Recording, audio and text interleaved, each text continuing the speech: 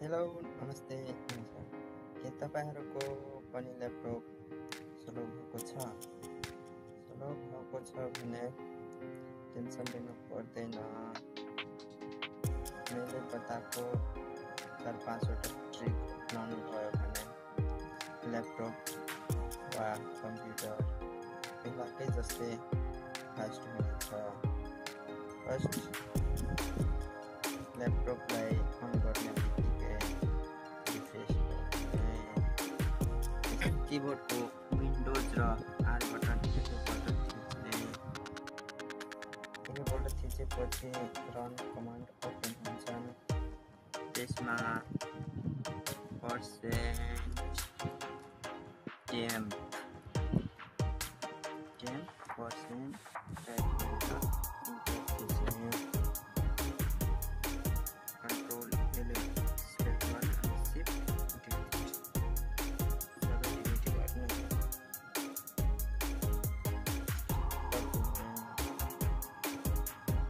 युजमा हुन्छ त्यो डाटाहरू सेलेक्टेड हुँदैन।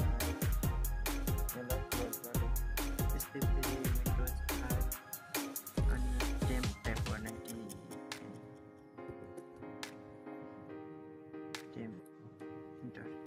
यहाँ भएको डाटाहरू पनि सबै डिलिट गरिदिने।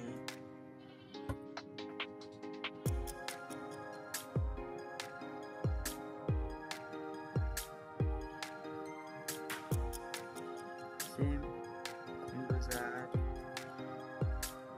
रिफ्रेस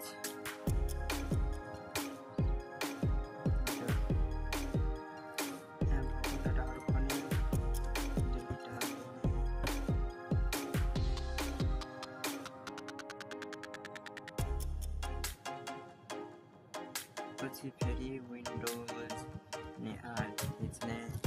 यहाँ जी टाइप गर्ने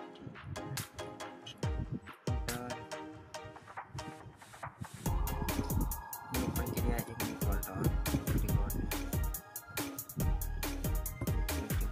पछि यो सबै गरिसकेपछि यहाँ टाइप गर्ने। सर्चमा गएर डिफ्रेगमेन्ट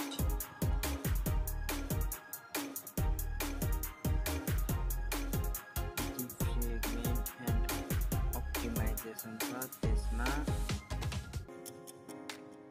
क्लिक गर्ने। यहाँ सी ड्राइभ सिलेक्ट गरेर अप्टिमाइज गर्ने। यो स्टार्ट भयो। त्यस्तै डीलाई पनि ड्राइभलाई पनि। यो प्रक्रिया पुरा हुन केही समय लाग्छ।